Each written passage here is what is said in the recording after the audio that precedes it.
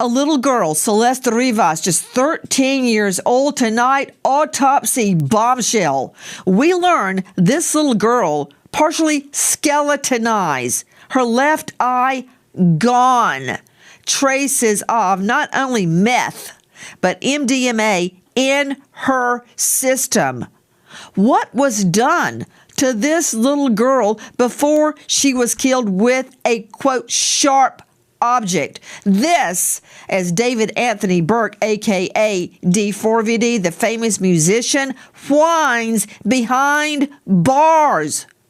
Really? Yes, really. Good evening. I'm Nancy Grace. This is Crime Stories. I want to thank you for being with us.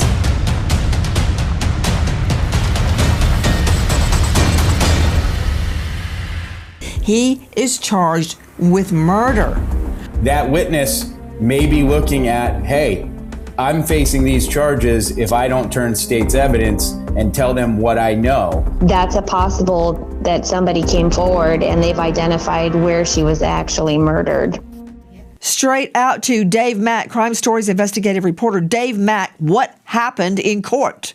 Nancy, prosecutors provided new information about shocking illegal images found on accused killer David Anthony Burke's cell phone. Los Angeles County Deputy District Attorney Beth Silverman claims the illegal images involving children were uncovered as part of a broad series of search warrants executed on Burke's phone and iCloud. Silverman did not say if any of the images were of Celeste Rivas.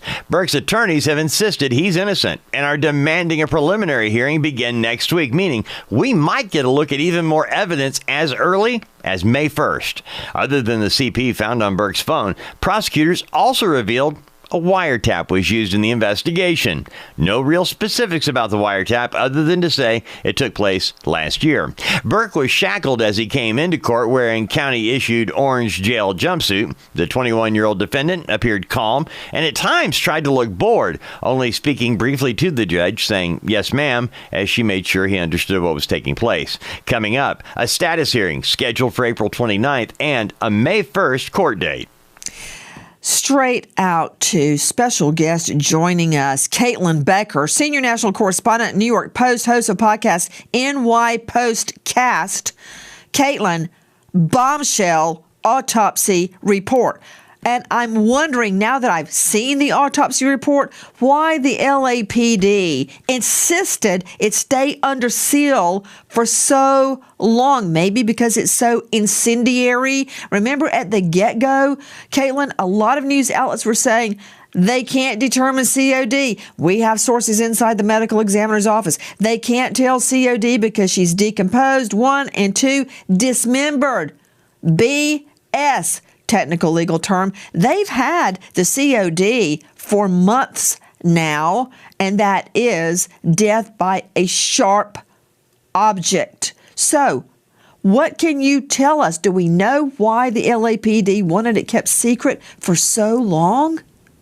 We don't know why they wanted to keep it secret for so long. This was determined back in December at the end of 2025. And we did have sources at the Post that we spoke to who told us the same thing that you had heard from other sources as well. They couldn't determine the cause of death. They couldn't say it was a homicide because they couldn't figure out how she died. But this, as you said, explosive bombshell autopsy was so disturbing and gruesome and brutal, but clearly laid out at least 2 areas where she was very clearly stabbed with something, even to the point where they were noting the angle with which the knife went in. It was between 3 and 9 o'clock. And if you think about going down like this, that's exactly how you would hold a knife. So the fact that this was sitting there for all of these months is baffling. Caitlin, you've read this autopsy report. Very rarely have I felt nauseous reading an autopsy report. I don't even feel nauseous when I go to an autopsy. When I read this, I felt nauseous. I got hot all over because I think of Celeste as that little girl, 13 years old, and bombshell tonight. We are learning that D4VD, a.k.a. David Anthony Burke, met Celeste allegedly when she was 12. He's a grown Possibly man. as early as 11. What is he doing with a 12-year-old girl, Caitlin Becker? Nothing good and nothing legal, Nancy. So the New York Post compiled a bunch of Discord, Reddit, chat room clips and screenshots going back to 2023 and then back to potentially 2021, where she was maybe 11, 12 at the oldest, where they were apparently together. These disturbing messages with people on Reddit and Discord saying that he had a girlfriend. Her name was Celeste. It was something with a C. She was in middle school. So this seemed to be no surprise to some of the fans who were operating in some of these chat rooms and circles. One of them looked like it was even a conversation between the two of them in a chat room, where it's October 2023, where someone that appears to be David says, is Celeste here? And a screen name that appears to be Celeste says David Bark or Burke, but she wrote BARKKKKK to just be kind of cutesy as a 12-year-old would be online. But even going back further, Nancy, her missing persons flyer indicated that she was in Hello Kitty sandals, which just that image in and of itself is troubling. It gives you an idea of just how young she is. But there was a post that David had posted of a photo that included some Hello Kitty Crocs that you could see at the bottom, and then a caption where he made some disturbing reference to the Hello Kitty girl that got him in 2021. So now we're talking about grade school aged. It is so troubling and grotesque in so many ways to know that information that we uncovered, and then you put it with the way she was found by investigators. It really does make you sick to your stomach. The case of Celeste Rivas is one of those stories that gets darker the deeper you go. At first, people thought it was just another missing child case. A 13-year-old girl disappears, social media posts slow down, rumors start spreading online, and eventually the internet moves on. But behind the scenes, investigators were uncovering details so disturbing that even seasoned crime reporters admitted they felt sick reading the autopsy findings. And tonight, we're breaking down exactly what investigators say happened in the final days of Celeste Rivas, and why the case against David Anthony Burke, also known online as D4VD, has shocked so many people following the investigation. Before we continue, if you follow true crime stories and deep investigations like this one, make sure you subscribe to Midnight Casefiles and turn on notifications so you never miss a new upload. And while you're listening, let me know in the comments, do you think investigators already have enough evidence for a conviction? Or is there still something major we haven't seen yet? According to reports discussed during the investigation, Celeste was only 13 years old when she died. But some online evidence allegedly suggested she may have known Burke even earlier, possibly when she was just 11 or 12 years old. That revelation alone disturbed many people following the case. Investigators and reporters began digging through Discord chats, Reddit discussions, and social media screenshots that allegedly connected the two long before her death. Some users online even claimed it was openly discussed in certain circles that Burke had a very young girlfriend. At the time, many people apparently brushed those rumors aside. But after Celeste disappeared, those old messages suddenly became much more alarming. Then came the autopsy report. According to the transcript, investigators allegedly found Celeste's remains inside the front trunk of a car. Her body had reportedly been dismembered and placed into bags, including what appeared to be an actual body bag. Experts on the broadcast pointed out how unusual and disturbing that detail was. One forensic investigator even said that in all his years working death scenes, he never expected to read an autopsy report describing a body bag itself being swabbed for DNA evidence. The report allegedly described severe decomposition and partial skeletonization. 2 fingers were also reportedly mutilated or gone. Traces of methamphetamine and MDMA were allegedly found in her system, and investigators documented injuries they interpreted as defensive wounds, suggesting she may have tried to protect herself during the attack. One forensic expert focused heavily on a stab wound near the liver. According to him, injuries like that can cause a person to bleed internally over time instead of dying instantly. He explained that without immediate medical treatment, survival would have been nearly impossible. What disturbed many viewers wasn't just the violence described in the report. It was the idea that this may not have been random at all. Investigators reportedly recovered disturbing material from Burke's devices during searches connected to the case. Prosecutors allegedly said illegal images involving children were found on his phone and cloud accounts. At the same time, online posts and screenshots were resurfacing that allegedly tied him to Celeste years earlier. And then there was another strange detail people couldn't stop talking about. According to the discussion, Celeste had reportedly been missing while wearing a black tube top. Later, online clips surfaced showing what some people believed might have been a girl resembling Celeste appearing at one of Burke's concerts after investigators suspect she had already died. Some questioned whether it was actually her. Others wondered if someone was intentionally trying to create the appearance that she was still alive. At this point, investigators have not publicly confirmed those theories, but the speculation spread quickly online. Meanwhile, Burke appeared in court wearing a jail-issued orange jumpsuit. Prosecutors discussed wiretaps, digital evidence, and massive amounts of electronic data still being reviewed. The hearing itself ended up being procedural rather than the explosive testimony-filled appearance many people expected. Still, legal experts said the amount of digital evidence involved could play a major role later in the case. And honestly, that might end up being one of the most important parts of the investigation. Because while forensic evidence tells investigators how someone died, digital evidence often tells them what happened before it. Messages, search history, deleted files, cloud backups, location pings, conversations. All of it can create a timeline prosecutors may eventually use in court. One defense attorney interviewed during the broadcast argued that simply finding remains connected to someone does not automatically prove murder beyond a reasonable doubt. He claimed prosecutors would still need to establish exactly what happened and who caused Celeste's death. But many people watching the case believe the sheer amount of evidence being discussed publicly already paints a horrifying picture. And that's what makes this case so difficult to process.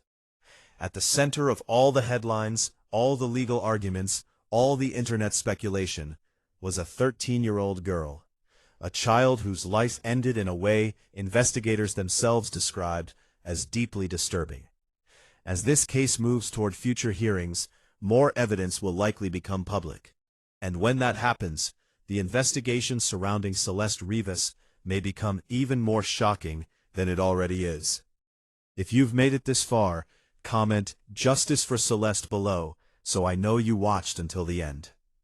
And if you want more deep dive true crime breakdowns like this one, subscribe to Midnight Casefiles and turn on notifications, because this story is far from over. Put up, Dubé. Philip Dubé joining us, veteran criminal defense attorney, joining us out of this jurisdiction, L.A. The Hello Kitty girl, 12 years old, when D4VD puts the moves on her, she's missing an eyeball and she's skeletonized. Thoughts? Why shouldn't this be a death penalty case? This is not a capital case. It might be on paper, but this young man has absolutely no criminal record. I do not see a jury ever executing him. I think best case scenario is that this could result in a plea bargain. But even then, I think it's highly doubtful because his max is life without parole. What on earth would be the incentive for him to take a deal that would involve life behind bars anyway? So I actually think that this may be overfiled. Put him up. You know, Philip Dubé, I like you. But I got to ask you a question. When you do all that manscaping right there, do you ever actually look at yourself in the mirror? How can you say that? The girl was 12. Celeste Rivas was 12 when D4VD, the big musician, puts moves on her. And now she's dead in his trunk. Her body in pieces. Her left eyeball is gone. Wonder what happened to that. Joe Scott Morgan is going to tell you that when you decompose, your eyeball doesn't just disappear.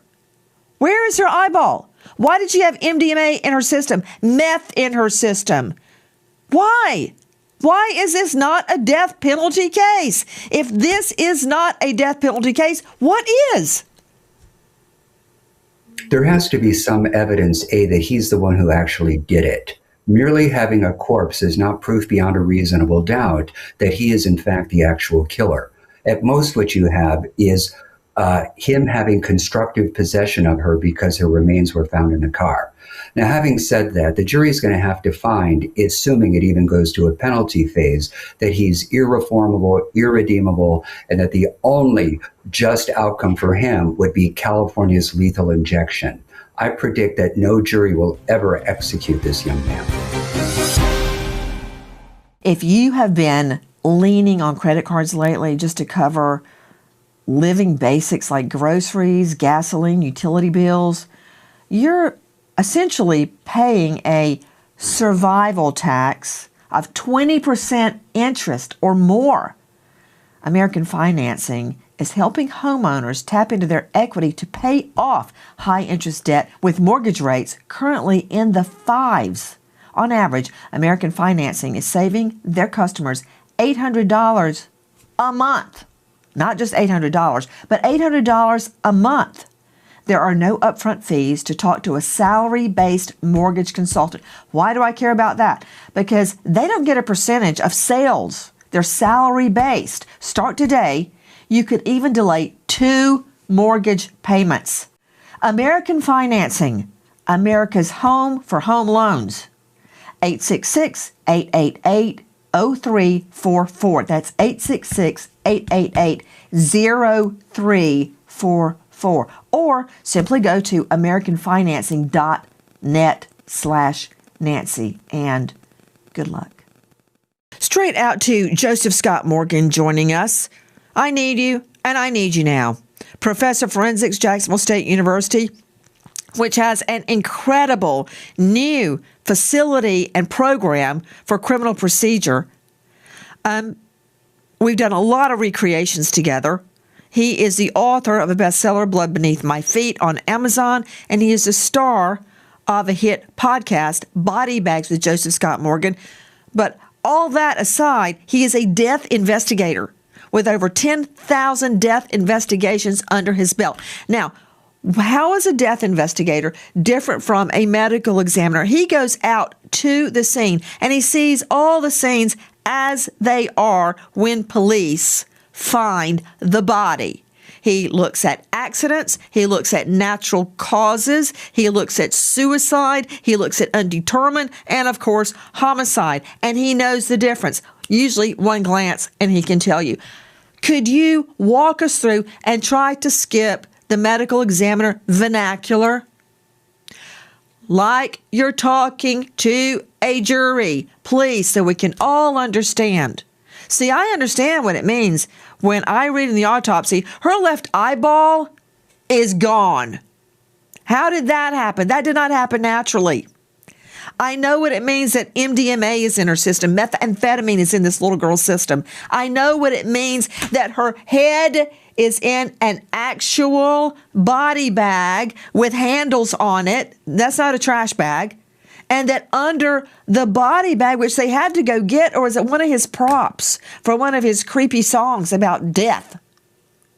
Oh my goodness. That means it's going to be covered with his fingerprints, right?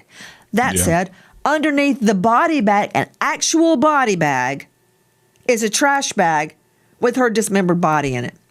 You've got her head in one bag and the rest of her body cut in pieces in another bag. No wonder the LAPD wanted to keep a lid on it. It's incendiary, it's inflammatory, it's upsetting, and it may have altered the course of this investigation because it is so upsetting. It is very upsetting. And Nancy, I got to say something real quick. In all of my years, I never thought that I would read an autopsy report where I'm hearing or reading the fact that a body bag is being swabbed for DNA. Nancy, did you know they swabbed each one of those handles? A body bag, this particular body bag has 6 handles. Each one of those handles was swabbed. The zipper has been swabbed. So you've got a body bag, and this body bag description is just like the ones that we use at the coroner's office, the medical examiner's office. I don't know about you. I've been at this for a long time. I don't have any body bags at my house. So again, he had to acquire this somehow. And, you can draw from that what you want, but let's get to Celeste, this child. First off, you'd mentioned the skull. The skull is partially skeletonized at this point. Now, in decomposition, and she's been down for a very long time, we will see the eyes collapse within the sockets. That does happen. However, there is considerable insect activity, and I know that this is really horrible, but people need to understand the depth of depravity here. There's insect activity. So you have insects that have been, let's just say, feasting on the remains, okay? All of this time, and this has been contained in this frunk, in the frunk of this car. And I don't know where else it may have been contained at some point in time, maybe within that house. Insects are going to play a big part in this case. But Nancy, here's really kind of the dark thing, if it can get any darker. What they're identifying as fatal injuries on her, we've got the one that is on the left side in her rib cage, and it's actually the intercostal space. And what that means is there's a muscle that runs in between the ribs, okay? That doesn't really go anywhere. She could have bled out from that. It's hard to tell. There is hemorrhage in there. It doesn't affect the lung. But what I want to focus on is the one on the right. If folks at home will essentially go down your chest till you find the base of your rib cage on the right side. This is right at the top of your abdomen. And when the rib cage comes to an end, bingo, you're on your liver. Nancy, a knife, a sharp instrument, was inserted to a depth of about 1.5 inches, according to the autopsy report. It goes into that liver. The liver is the most, other than the brain, is the most vascular organ in the body. And here's the dark part. Nancy, this was not a quick death. She bled out. We're not talking about somebody that was shot in the head. We're not talking about somebody that, had died in a road accident or something like that. No, she stabbed in the liver. She would have bled out into her abdomen. I've handled multiple cases involving the liver. If you don't have a team of surgeons standing there, there's nothing you can do for them. And she would have had an awareness, Nancy. She would have had an awareness that her life was merely just kind of seeping away with every drop of blood that coursed out of that. Now, a question is, where is the blood? Is there blood in the house? Is there blood in the car? Hard to tell because we don't know what they were able to go back to the scene to capture. But I know that in the immediate, if you could have examined her body like within a couple of days, you would have seen an abdomen that was filled with blood. And I really want people to understand that here. She had blood coursing into her abdomen. It would have been in her bowels, over the top of her bowels, and her eyes would have slowly closed, and there would have been nobody there to comfort her or love her in any way. She was brutally murdered, and then her corpse was brutally abused. You're damn right this is inflammatory, and there's going to be more that's going to come out, and it doesn't bode well for whoever is involved in this. Can I talk to you about, so many things, Joe Scott. But first, when there's an eyeball missing, I know the eyeballs do collapse upon death, after time passes. But there should have been some residue still in the eye socket to show the eyeball was there, had been there. Her whole eyeball is gone. It's gone. Did that happen during the dismemberment? Was she hit so hard at some point the eyeball was dislodged? There should be some, at least, residue within the eye socket to show she ever had an eyeball. It is gone, Joe Scott. Let's take this in from two perspectives, okay? If it was something that was done in the pre-death stage. They would have seen some kind of evidence of hemorrhage indwelling in there.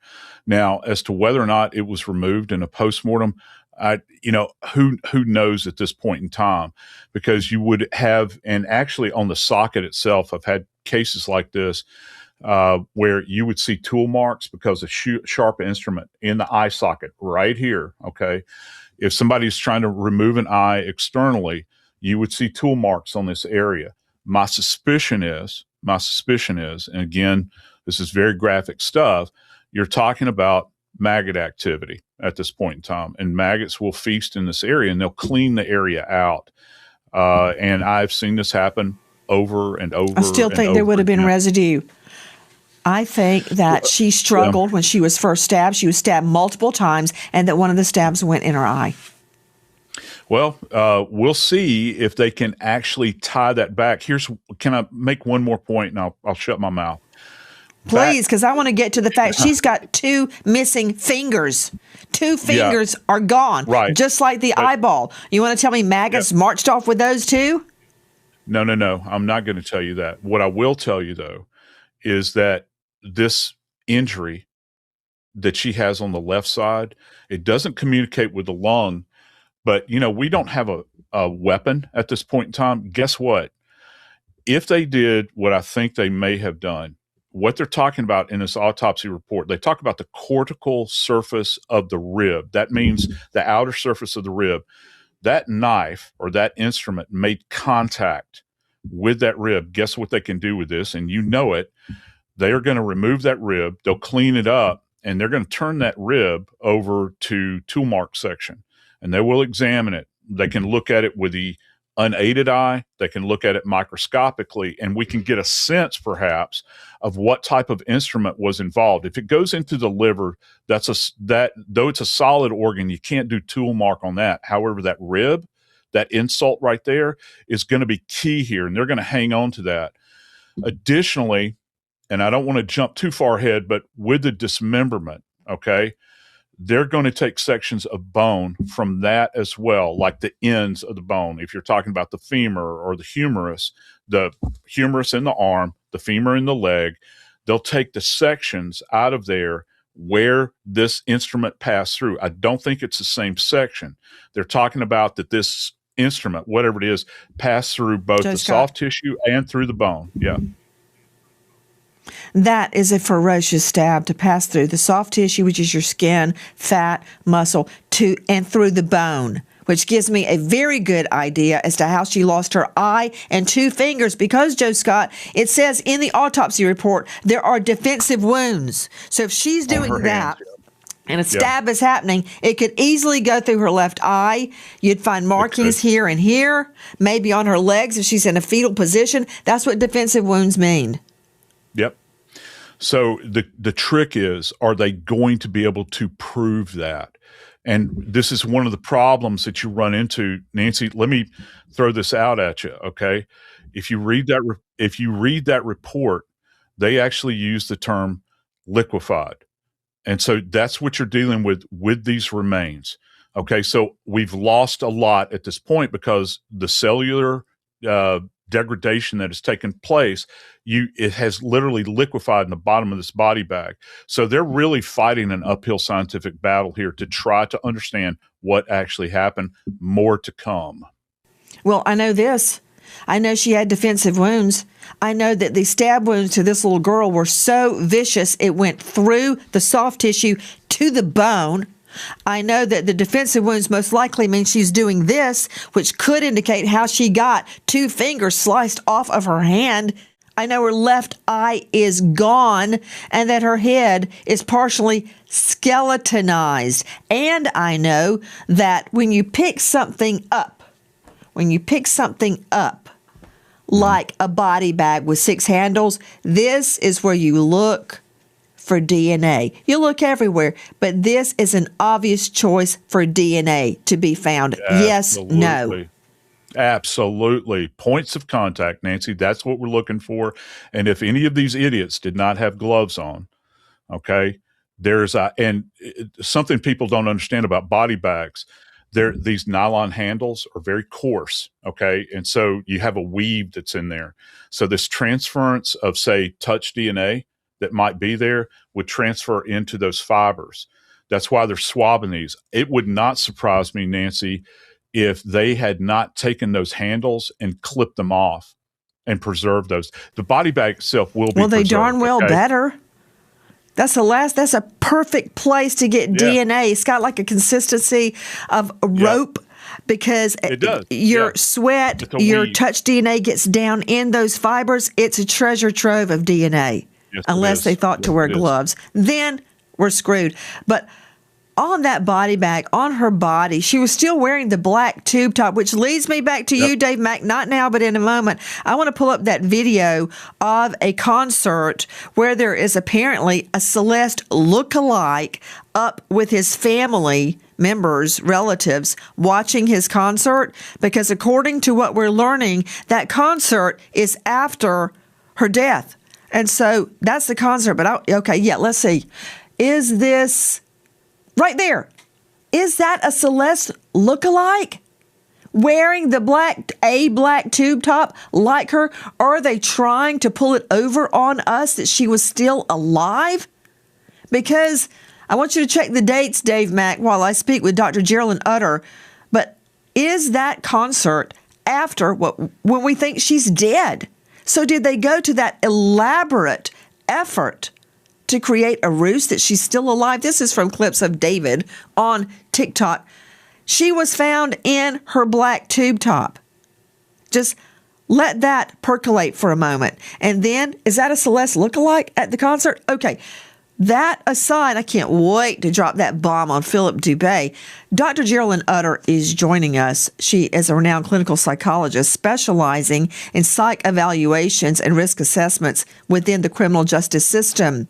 She is author of Mainlining Philly, Survival, Hope, and Resisting Drug Addiction, Aftershock, How Past Events Shake Up Your Life Today, and she is the star producer of Utter Nonsense, a documentary exploring addiction and mental illness. It goes on. Dr. Geraldine Utter, this girl that we keep talking about, Celeste Rivas, 13, possibly 12, and her Hello Kitty sandals that Caitlin Becker just pointed out, when she catches the eye of D4VD, a.k.a. David Anthony Burke. And I'm talking about this girl's autopsy report and her missing left eye and her face being skeletonized and her fingers being sliced off. And he's whining that he's not getting enough rec time in the can. Rec time, my rear end, recreation time. He's not getting enough fresh air. But do you not see the problem with this dichotomy? It's a big problem, Nancy, but unfortunately, when you work with individuals like Mr. Burke, you see this type of behavior, and it's really telling regarding everything that Joe Morgan's been going over and what we're talking about regarding the autopsy. It's not about anyone else but him. He's not getting what he wants. He's not getting his time. So really, it's really indicative of the behavior that took place leading up to this poor girl's death. She was perceived as a possession, not a person. And when that possession upsets you in some type of way, messes with your narrative, messes with your worldview, you are expendable. And she was expendable. So another thing that I want to point out that I don't feel like we kind of touched upon is I think he lived very much in a fantasy world where he was obsessed with death. To Joe Morgan's point, how many people do you know have body bags that they carry around? One of the lyrics in the song basically says, I killed you and I didn't even regret it. I killed you and you died and I didn't even cry. So what we're looking at here is not so much your traditional crime of passion because, I lost control and I loved you so much. What we're looking at here is viewing a young child as a possession. Something happened in his mind or in his fantasy world. And another thing that was happening simultaneously is the fact that we have somebody that is severely, severely obsessed with death, the process of death, inflicting pain and hurting someone. So you put those things together, and we have a young girl, a 14-year-old girl, 13-year-old girl, that has not only lost her life, but she's lost her life in such a tragic and horrific way. And to think, Dr. Geraldine Utter, I just want you to think about this disturbing aspect. I'm sure you can verbalize it much better than me. I just know it makes my blood boil. You can get body bags online for about $70. The fact that he thought to get a body bag, an actual body bag, there's so many implications. There's so many legal implications, but look at the psyche, look at the psychological aspect of what we're talking about. This is, yes, is that an indication of premeditation, that this was planned? Absolutely.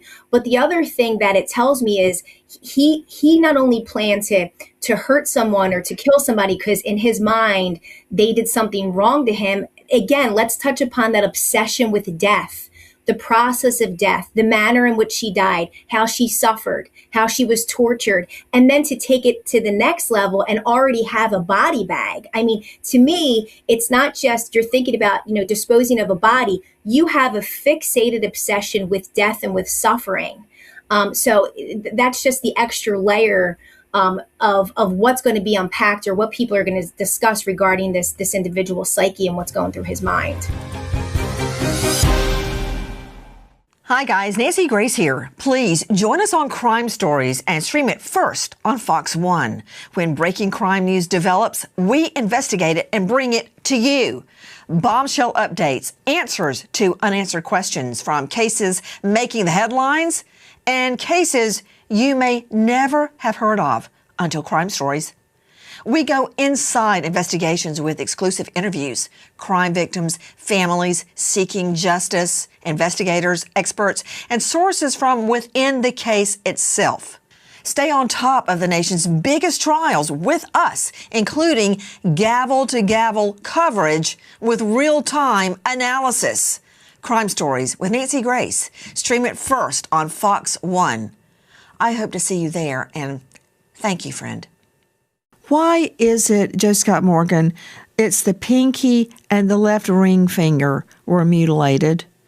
Also, there were fragments, tiny fragments of blue plastic material in the cuts. Yep. Now, they get that by taking samples, tissue samples, and they look at them through a microscope, and they can see, unless it's overt and you can see it with the naked eye, they can see tiny bits of blue plastic. What is that? I have no idea. And I've been scratching my head over this ever since this. How about a surgical glove? Those blue plastic surgical gloves? Well, that's more rubberized. It sounds to me like it's something kind of firm. If it had been blue surgical gloves, they would have used the term latex, Nancy. So for me, and this is what I know. And if you go back into the report and you read it, there was actually a criminalist there, and people don't really know what a criminalist is, but it's actually a forensic scientist that specializes in trace evidence. They were physically there, Nancy, at the post. There was also one at the scene, by the way. That's mentioned.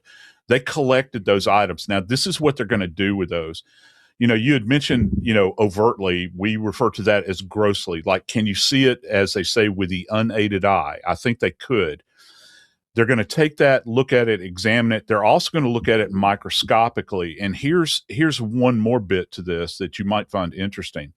I think that they're probably going to do chemical testing on these plastic items to try to see if they can understand the origin. Like, is it tied back to some type of product that's out there? I'd actually had, and this is kind of interesting, and I don't necessarily buy it, but I actually had somebody say, hey, do you think that this could be a 3D printed thing, and it kind of came apart as they were using it? I'm not buying that necessarily.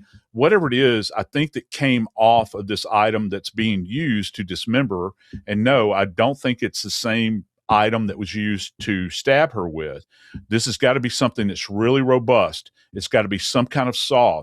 Now, the trick is it either a manual saw, okay, or is it a power saw of some kind? Maybe a battery operated saw. And I'm thinking sawzalls. I'm thinking skill saws. We've already heard about a chainsaw that was not used. Remember Steve, forgive me, I can't remember his last name, but the PI, he had mentioned that he had found one at the scene and it had Steve never Fisher. been used.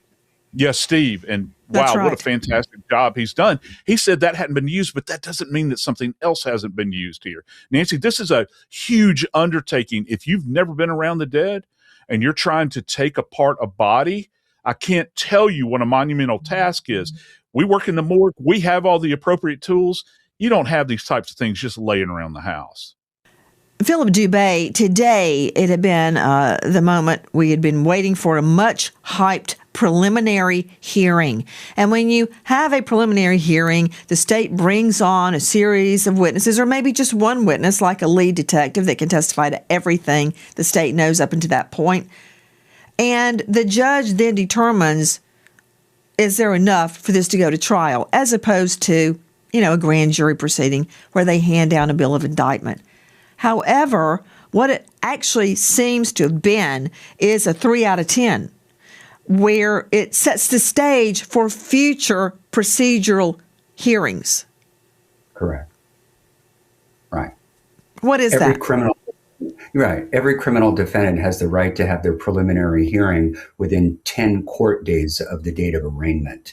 So sometimes what we will do prelim is we set an interim date, oftentimes the 3 of 10, the 5 of 10 date, to get the discovery. It puts a flame under their tushy to get everything produced to the defense. If they don't get it all, then they have to file a motion to continue the preliminary hearing. But moreover, oftentimes when they are given this heap of discovery on a prelim date, they're going to need more time to go through it anyway. The DA in the case, Beth Silverman, said that there are terabytes of digital data to be turned over.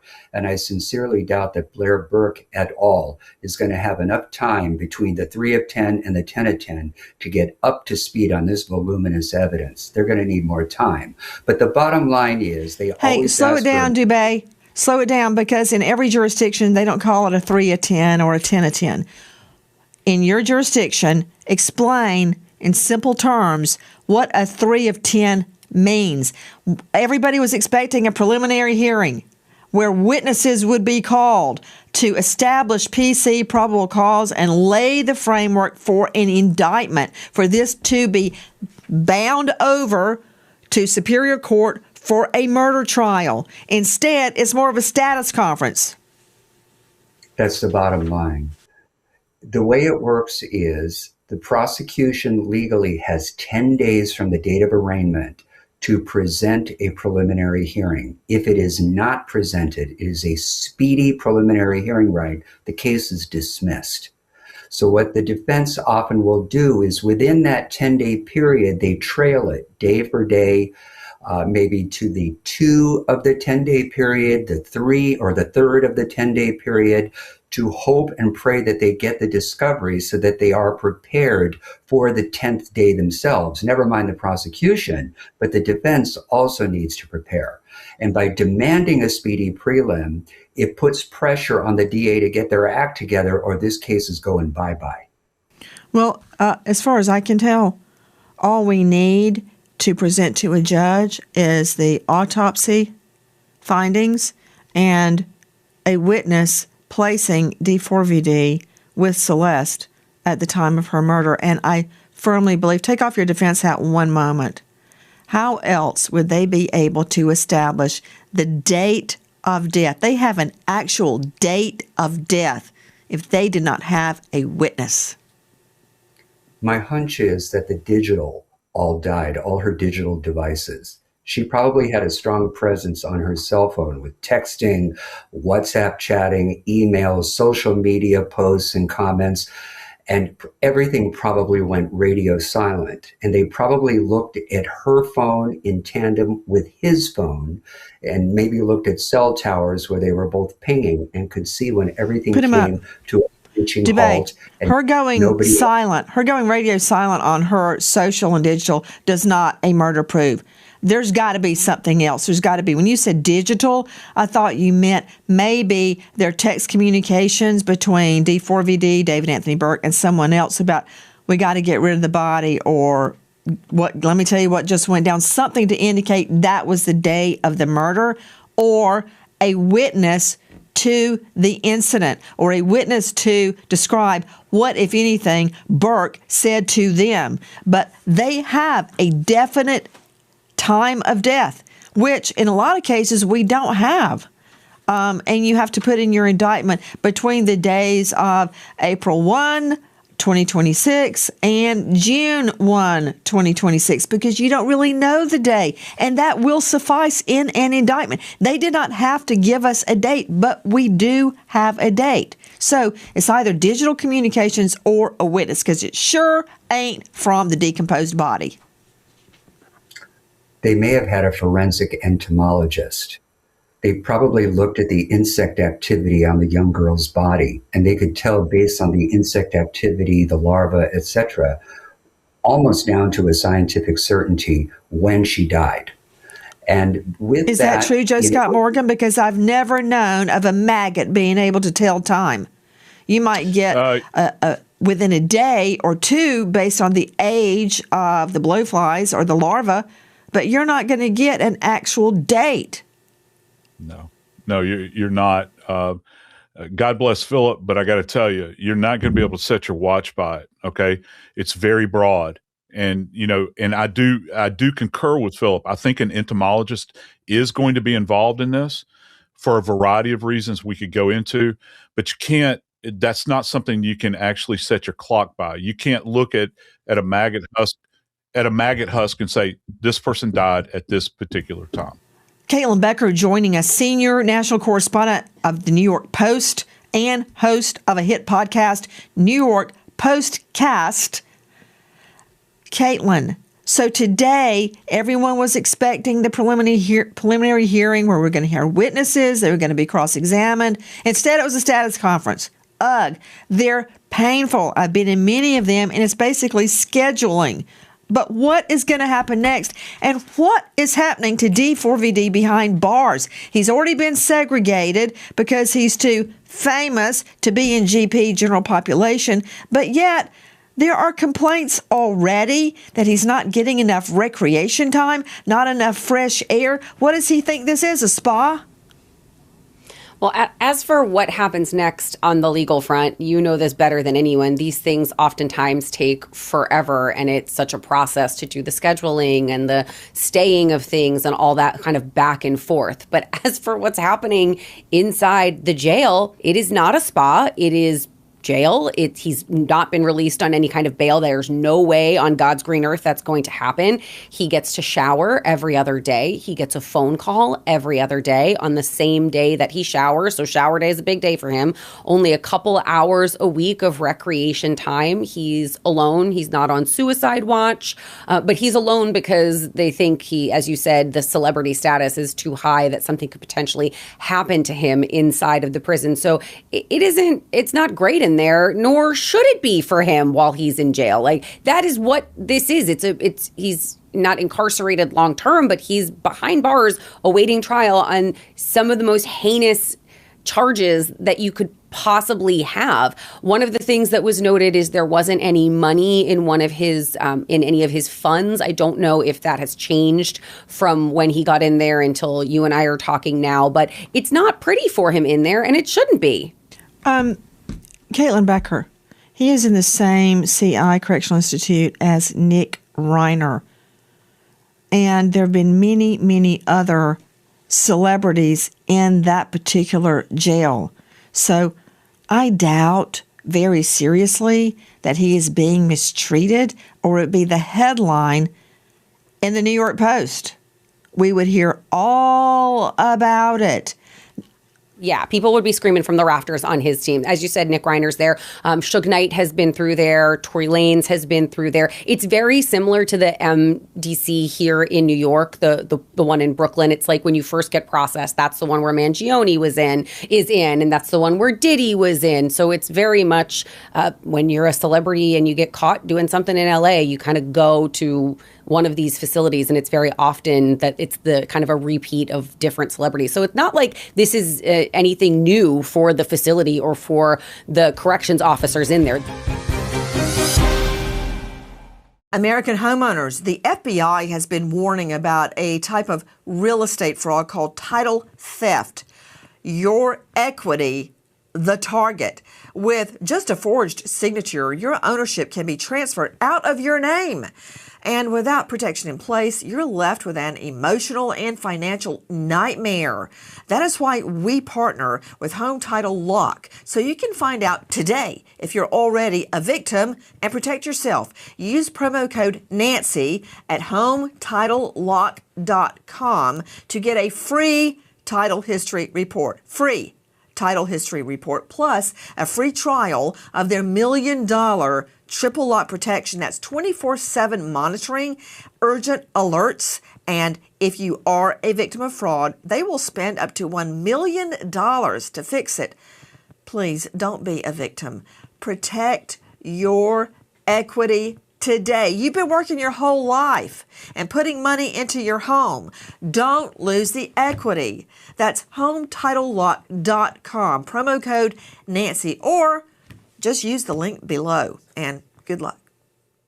We wait as justice unfolds for Celeste Rivas. If you know or think you know anything about this case, no matter if you think it is inconsequential, dial 213-486-6890.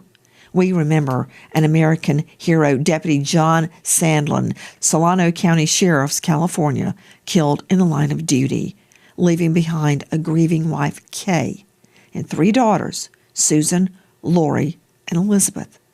American hero, Deputy John Sandlin. Thank you to our guests, but especially to you. Nancy Grace signing off for tonight, but I'll see you tomorrow night. And until then, good night, friend.